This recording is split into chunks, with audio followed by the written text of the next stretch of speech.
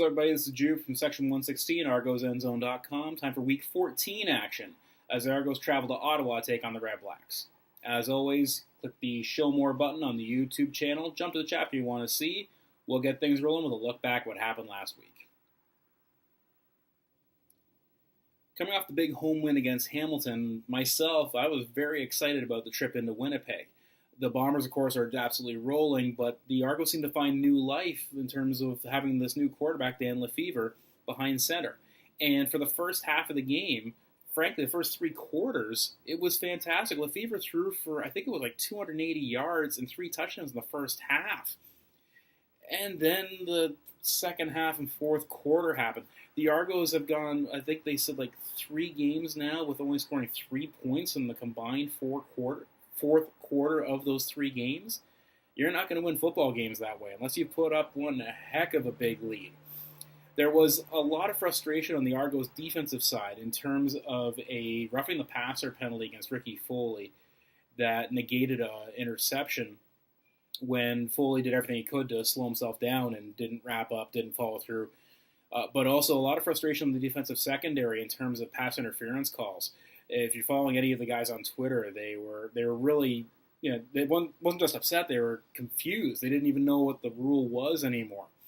There was some arguments about the officiating that, but again, it's frustrating when the officials can make a game play out that way, but at the same time, you don't want to put yourself in a position where you got to depend on the officials, or the officials are the reason that things didn't work out.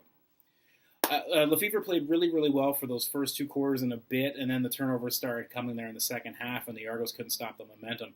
Winnipeg showed that balanced attack that even with Harris out, this running back named Flanders, and if you weren't thinking Simpsons quotes, then you weren't watching on social media, as the Flanders memes were running nonstop for that entire game, similar to the player himself.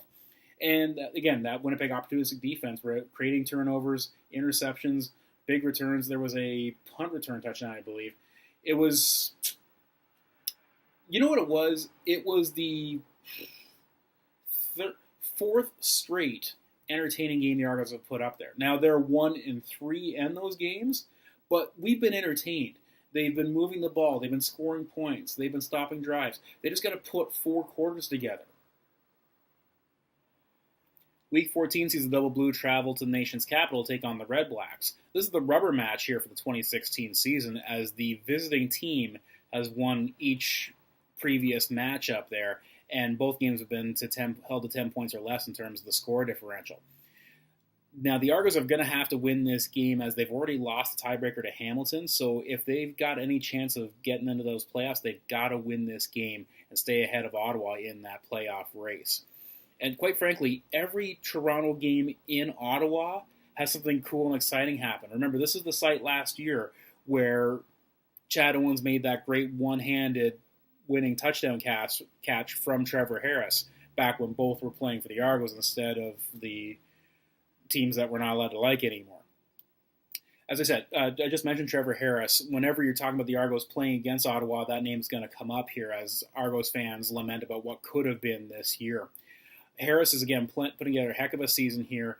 Supposed to be the backup quarterback for Henry Burris, but has become the starter once again as Burris has struggled, and he has totally excelled. You can see the obvious chemistry with him and Chris Williams as the deep threat, but there's so many weapons on that Redblacks offense.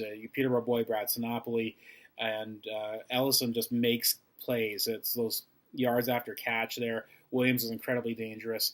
It's a lot for the Argos defense to cover. Now, again, I think the Argos are up to it, that what they got to do is make sure that Harris doesn't have time to check down to those secondary receivers. Keep that pressure on, and don't let those receivers get in behind them. Conversely, they've got to tackle. One of the things that was driving me crazy in the Ottawa game in Toronto was the Argos' inability to actually tackle. It looked like it was going to be a gang tackle, and then it was a lot of shoulder bumping rather than actually wrapping and putting a man on the ground. So keep an eye out for that and see if the Argos have improved on that. I mean, I believe they have. The tackling has gotten better since that game, but let's see if they end up falling back into old habits playing against Ottawa again. And this will also be Dan Lefevre's 3rd start for the Argos at quarterback for Toronto. It's been kind of a tale of 2 cities. The game against Hamilton was fantastic as he was consistently moving the ball, Winnipeg was great for 3 quarters, as I just covered, and then fell apart late in the third through the fourth with the turnover starting.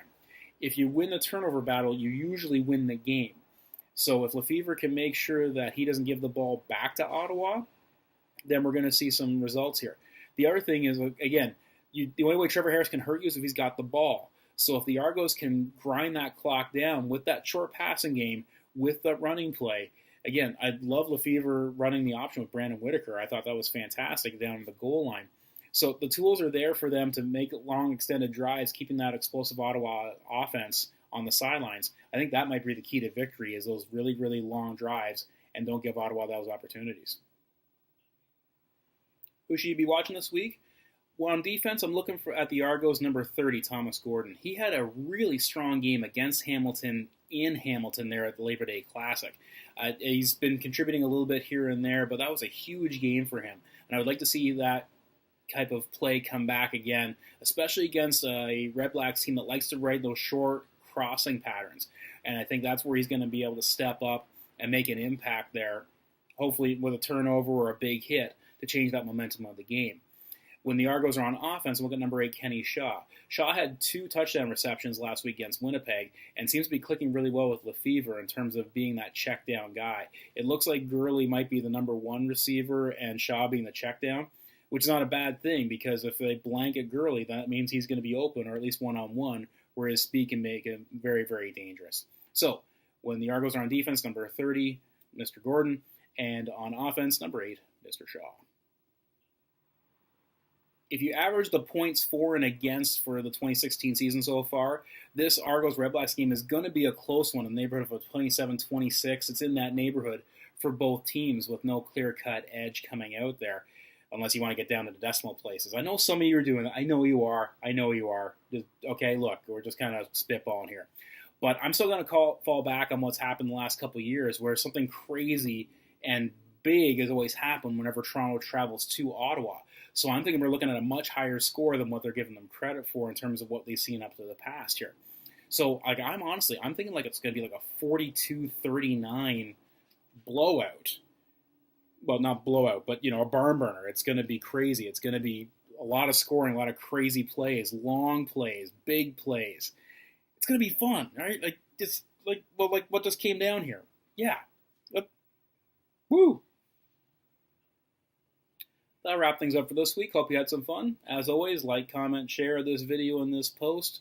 Let your friends know that what Argos End Zone is doing, because, hey, maybe they'll be entertained by the whole thing.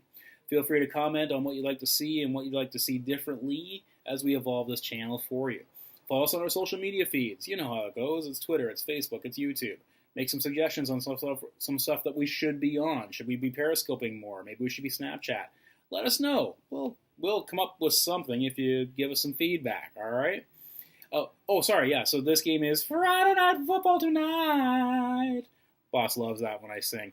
But it's a 7 o'clock kickoff. Get in front of the TV. Hey, if you can get to Ottawa, that's going to be a blast. I know the game is sold out, but I've never heard anybody having a bad time at that stadium. I want to get and see a game in there in person. I really, really do.